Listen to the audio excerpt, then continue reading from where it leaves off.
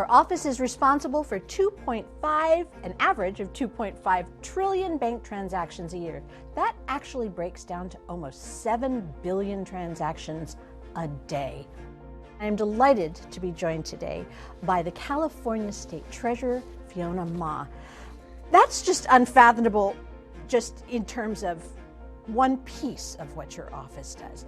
So I think the basic question has to be, what is the State Treasurer's Office responsible for? Yes.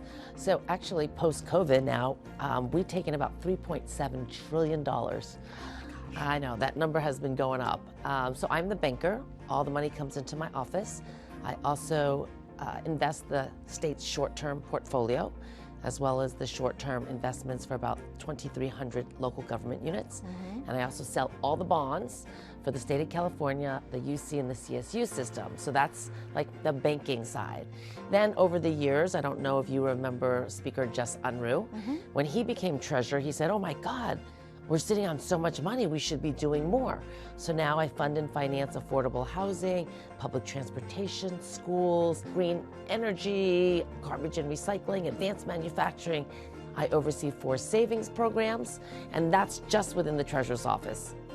And actually, when you were elected state treasurer, you made history for a few reasons. First of all, you mentioned one of those very upfront. You're a CPA by trade. You were the first woman of color in that position, and you actually won by a huge amount of the vote. I think the voters appreciate that I do have a accounting and finance background, but because of everything I've been doing, I know where the pots of money are. Right. I know who to call to get things done. I came from the private sector and now in the public sector, so focused on streamlining and making things easier for the constituents. And I go around the state. I love to travel. If you follow me on social media, I go everywhere and post everything that's amazing about this state. But while I'm out there, people want to know. I want to come to California. I want to expand. Today we're at Rivian in Irvine, and they want to expand, right? But for tax incentives, tax credits, they're like, why, is it so hard? Or, why don't we have more for this if we're going to be this e-mobility, state?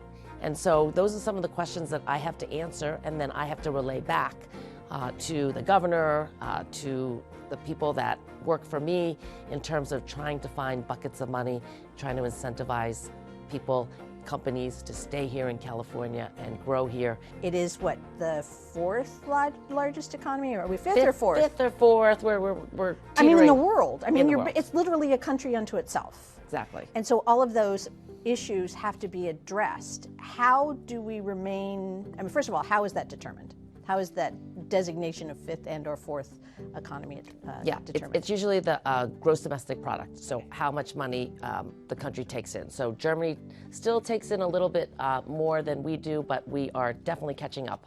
What have you found to be the thing that people don't really know as well as they should about what the California State Treasurer's Office can and cannot do? Yeah, so we offer a lot of resources through my office, whether it's small business loans.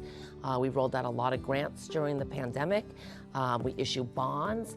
And so a lot of people don't know that if you need money, maybe come to my office and we can help you, guide you, steer you, advise you, right? And so that is what I've been doing. When we first were talking, you were talking about the fact that you've learned about the office and what's available, what is there, and that there's monies to be used for good.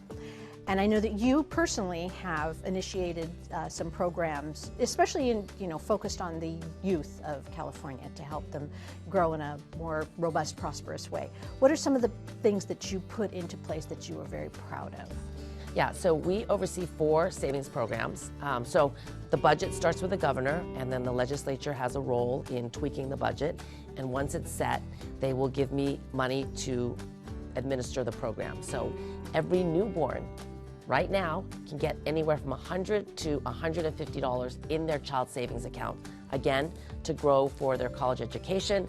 And then any 1st through 12th grader on free and reduced lunch, they are eligible for $500. If they're a foster youth, another $500, and if they're homeless, another $500. So this is $1,500 in free money that's available, and we are desperately trying to get the word out so parents and guardians can go on the website, calkids.org, and just click that this is our child, or this person is here and interested, and then that money will start growing. So thank you for allowing me to talk about some of these free money programs to help our next generation. And where are we with supporting environmentally sound propositions for the future? So we passed Prop 32 back in 2006, and we started the trend to set that bar to reduce the emissions back to pre 1996 levels.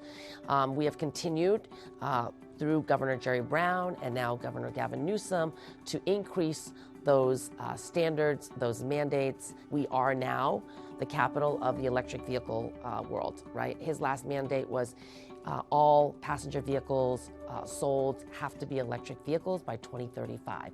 So that means there's an influx of EV charging companies, car manufacturers, battery storage. I mean, this is really where everything's happening. Unrelated to all of these state subjects, you also are a member of SAG-AFTRA. So did you dabble in film and television at one point in time? Yes, I did. So when Willie Brown was the mayor of San Francisco, Willie Brown is an avid movie critic, but he loved having movies in San Francisco. So we had tons of filming. Robin Williams lived in San Francisco. Treasure Island was a big film studio.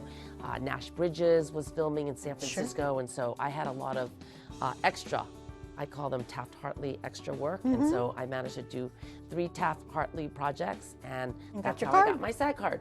However, I have my card since 2007, and I've never earned a penny, but I continue to pay the dues and stand with my brothers and sisters who are out there on the picket line. I was going to say that's one of the reasons that we have the good fortune of having you with us today, is that you are standing in solidarity with the Writers Guild and with SAG-AFTRA. So what have you seen and heard out there?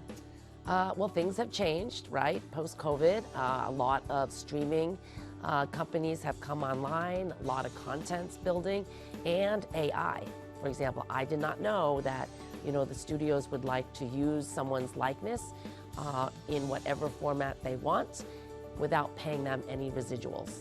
And so that is kind of the fight about the future, right? Actors, writers, they're the creative ones. They're putting in their sweat and tears. They went to school for that, and then they're not getting fairly compensated.